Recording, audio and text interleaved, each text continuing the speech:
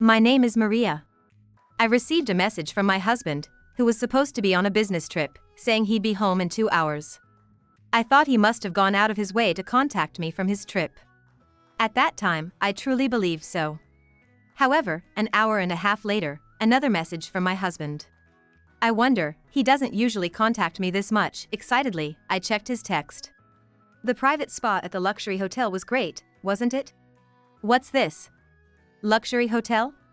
Private spa? I didn't go to such a place. What on earth is he talking about? As I was pondering this, yet another message came through. I will always love you. What's this? Definitely not meant for me. That's for sure. So, a mistress? A lover? Cheating? My mind went blank and I couldn't comprehend. And then, another message from my husband. I'll be home for a bit, but I'll head right over after I change. Wait for me, okay? Despite not contacting me this much, what diligent messaging. What's he doing? Sending messages meant for his affair partner to his wife. Too lost in fantasy, such a mistake. What's going on? Anger welled up inside me, my fingers trembling, almost dropping my smartphone. Mark and I have been married for 7 years. Our child is now in elementary school, and we seem to be managing quite well. We bought our own home, and I've been helping with the household income by working from home. Lately, Mark had been working hard, doing overtime and working on weekends, saying we have a mortgage to pay. That's why I stopped my work to cook him nutritious meals, for his sake. It was all for him. For the sake of easing my husband's hard work for the family. No matter how late he came home, I stayed up waiting for him, and I wouldn't go to bed until he did, and when he was home, I made sure the kids didn't bother him too much. For the family, for my husband. I believed this was what would make me happy. But cheating, really? Now that I think about it, my husband occasionally comes home smelling of perfume. Oh. You smell like perfume. As I sniffed the perfume coming from my husband's coat, he frowned. Seriously? Must have rubbed off on me in the train. I see, must have been someone with strong perfume then. I believed his words and didn't doubt him. But I noticed that his smartphone was locked. Why did you put a lock on your smartphone? Huh? You never used to lock it before, did you? Suddenly, he became angry. That was then. It's my phone, I can do what I want. Don't touch other people's phones without permission. He wasn't the type to get angry over such things, so why now? He must be in a bad mood. Maybe he's tired? That's all I thought. But my husband became easily irritated over small things. Hey, how about we go out for a meal with the family next holiday? I have work that day. Again? Working on a holiday? What, you doubt me? I'm doing all this for you guys. Why do I have to be questioned like this? You have it easy, earning just a little money from home, acting like you're working so hard. I'm out here struggling with all this work. Why are you getting so mad? Shut up. I'm going out. I couldn't understand why he was so irritable. I had read an article about cheating husbands before. It said that husbands who cheat become kinder. Reading other people's comments, it seems that when men cheat, they become kinder. He's become irritable, so he must be tired, or maybe work isn't going well. That's understandable, then. That's how I consoled myself. But my husband, who said he had to work even on holidays, left the house in casual clothes. Moreover, despite claiming he didn't want to go to work, he left humming a tune. Something was off. Alarm bells were ringing in my head. But I had always put a lid on those thoughts, for the sake of peace, to protect our child's smile. And here I was, wondering if he really was cheating? I'll be back soon, he says, but was he actually off with some lover on a trip instead of on a business trip? I haven't gone on a single trip since we got married. We got married, had a kid, and became a family. I've told my husband time and again. Please, don't ever cheat on me. It's something any wife would wish for. Then he'd hug me and say, I won't cheat. We have kids, and I wouldn't want to ruin our family. Really? Yeah, of course. Making my wife happy is what a man should do. I'd never look at another woman. I trust you. And you should. It'd hurt me too if you didn't. So, I believed him. It never crossed my mind that he would cheat. After work, he'd always call, and we'd talk multiple times a day. But gradually, those calls turned into brief messages, and lately, sometimes he doesn't even call to say he's coming home. When I mentioned it to my mom, she just laughed. Honeymoon phases don't last forever. It made me a bit sad to think that's how families are made.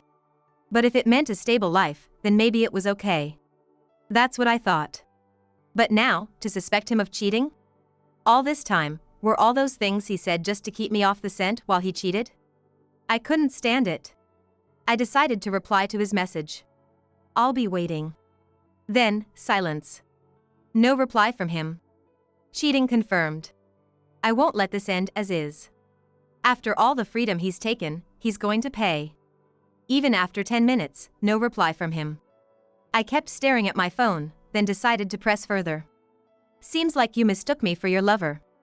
Instantly, a reply came. What are you talking about? If there's no one else, how could I mistake you? Oh, really? Because all this seems pretty mistaken to me. What's gotten into you?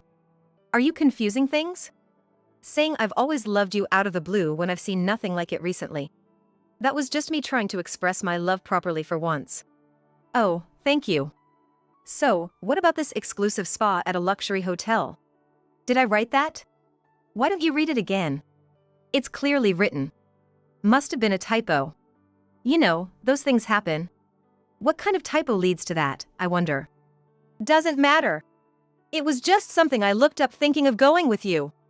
Oh, so you wanted to go to an exclusive spa at a luxury hotel with me? No, I just looked it up, but didn't find any good place in the end. I see, that's too bad. So, you understand I didn't mistakenly send anything, right? Then what's this I'll be home but then heading out again, wait for me. What home are you talking about? You have another place to return to? A moment of silence. He's probably thinking up some lame excuse. Still no reply. Hey, where's this home you're talking about? I was dreaming. Huh? That's the best he could come up with after all that thinking? Dreaming? Yeah, that's right. I was dreaming. That's why I wrote such nonsensical stuff. Oh. I see. Yeah, that's right. You're trying to laugh it off, aren't you? No, I really was just half asleep. Right. Things like that happen. Yeah, they do, right? What do you think I am? There's no way that's true. Who would believe such a thing? No way, I'm telling the truth. Really? So, when you said you were gonna head back home and then go out again, if it was all just a dream, you mean that part was wrong too, right? Once you get back, you won't be going out again, will you? You're supposed to be tired from your business trip, so you wouldn't go out again, would you? Of course I won't. Oh. So you are coming back home? After that, there was no more contact from my husband. Moreover, he didn't come back home at the expected time. What? Not only is he not going out, but he's not coming back at all? How much more are you gonna mock me? As I waited irritably for his contact, my husband finally got in touch. Something came up at work suddenly, so I won't be able to come home today. So, that's your strategy. You figured it'd turn into a battleground if you came back, so you decided to run away. Well, if that's how you want to play it, I won't lose either. As the start of my revenge on my husband, I sent him one stamp with "good job" written on it. The stamp featured a little demon riding around in a tank. For a week after that, my husband returned home as usual, acting as if nothing had happened. There was hardly any conversation between us as a couple, creating a sort of Cold War atmosphere in front of our child. Our little daughter, unaware of her parents' chilly atmosphere, happily ate her meals and went to school. However, on a holiday, after sending my daughter to my parents' house and claiming to work on a holiday, I waited for my husband, who ran off to his mistress. Then, as usual, he came back home around midnight. He probably thought that because there was no storm this week, I believed his lame excuses. I'm home. It was tough out there today, busy as ever. Despite saying he was busy, my husband returned looking quite pleased with himself, showing no signs of fatigue. Seeing him like that, I screamed in my heart. Let the counterattack begin. Was your date with Sophia fun? His hand, which was removing his coat, stopped. What? You were on a date, right? You look so refreshed. What are you talking about? That makes no sense at all. Oh, you call her Sophia, don't you? Your mistress. Don't say such stupid things. There's no way I have a mistress. Is this some kind of delusion of yours? His face went pale. Instead of him, I took the coat hanger in hand, accepted his coat, and while hanging it up, I gently stroked the collar's underside and showed him the small microphone I found. Microphones these days are really high-tech, aren't they? So small, and yet they can record everything. You planted that thing? Yes, because you mistook your mistress for me and sent those messages. I just had to know. This must be filled with your entire day's activities, right? Where you went with Sophia, what you ate, what you did. Maybe it even caught some voices that are too embarrassing to listen to? There's no way I would do such a thing. You must be misunderstanding something. Oh, whether it's a misunderstanding or not, listening to this will tell, right? There's no need to listen to that. Don't you trust me? People who've done wrong always get defensive like that, don't they? Saying they're not at fault. I haven't done anything wrong. I've been working for the family. What a thing to say to a husband who's just working hard for his family. Spouses are supposed to trust each other. Trust? How can you ask for trust when you do untrustworthy things?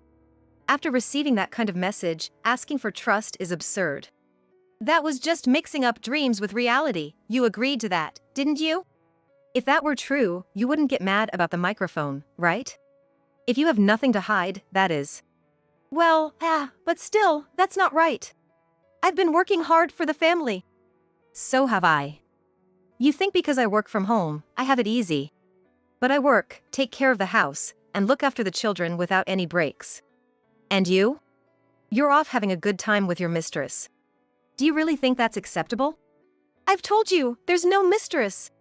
How many times do I have to say it? Is that so? Well, then listening to this microphone recording shouldn't be a problem, right? Huh?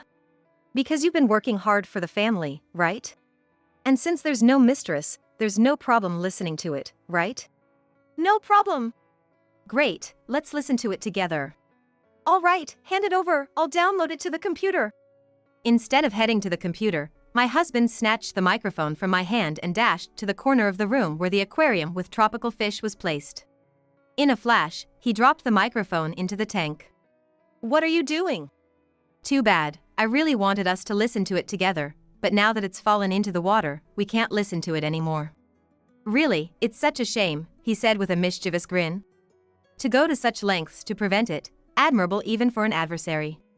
It only fuels my anger more, but still, he went through with it, which is praiseworthy. But this doesn't mean the evidence is gone. After all, I have bigger evidence in my possession. By doing that, you're practically admitting to the affair. What?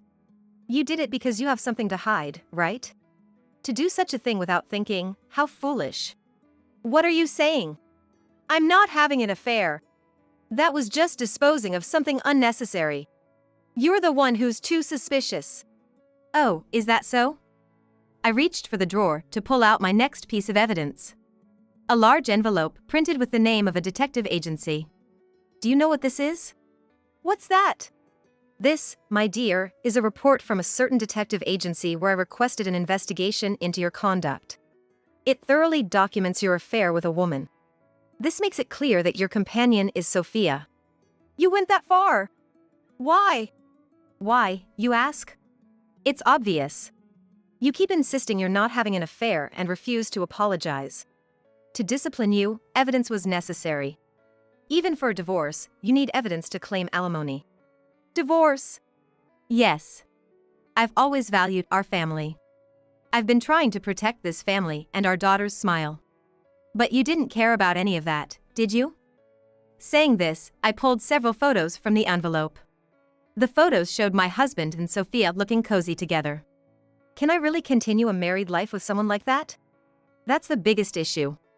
Things with her will end eventually. So, you finally admit it. But really, will it end? You want to keep her in this life, don't you? After all, we have a daughter. But I can't stay with someone who thinks nothing of breaking a family. You wouldn't even take your family on vacation, but you go to a luxury hotel and private spa with her.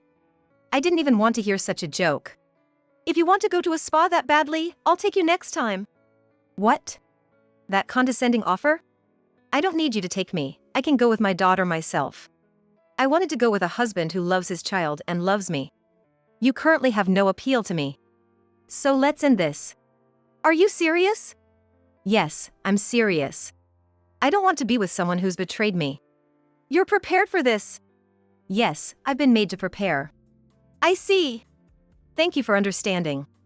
Now, please sign this. Divorce papers. You had this prepared? If we're planning to separate, of course I'd have divorce papers ready. He stared at the divorce papers for a moment, then picked up a pen and started writing his name smoothly. After finishing, he tossed it onto the table. Well, fine. Even if we divorce, I have Sophia. I was thinking of remarrying her eventually anyway. So, it's not a big deal. That's good for you then.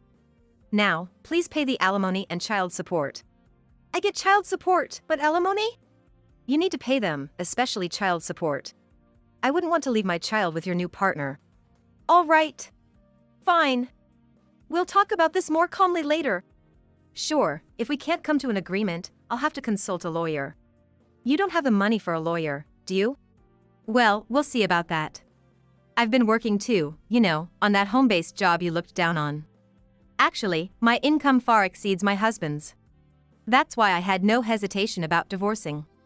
If I were left without income after being dumped by my husband, I would have surely felt anxious about how to live on. Being able to separate without such fears might be a blessing for a divorcing woman. Now, please leave. I'm leaving. I'm going to Sophia's place. By all means, if you can get there. My husband left the house with a huff. But I knew what awaited him. That night, just as I was about to pick up our daughter, sure enough, my estranged husband Mark showed up. Maria, let me in. The doorbell rang, and when I checked the monitor, there was Mark. Oh, Mark, what's up? Did you forget something? Can you let me in? I cannot. Please, let me in. Why should I? You went to Sophia's place, right? You said you were going to live together. That's the thing. When I got to Sophia's place, she said she didn't want to live together. Oh dear, what happened? Look, I'll explain everything. Just open the door. Even if we're divorced, you're a man, and I'm a woman. A woman living alone can't just let a man in. Don't say that. I've got nowhere else to go. You're going to leave me out in the cold? You signed the divorce papers. They've already proceeded with a lawyer. I get that, but... Go to some other woman's place. Don't be like that. I've got nowhere else to go. It was such a pitiful situation. Reluctantly, I opened the door but had no intention of letting him inside, so I decided to listen to what Mark had to say right there. Can't we live together in this house? Huh? Without any explanation, you expect me to agree to that? I'm single now. That's too cold. We were husband and wife. In heart, we've been strangers for a long time. And you are the one who had an affair, so why should I help you? You should live with her. She says it's too soon to live together. Oh, why's that? I don't know.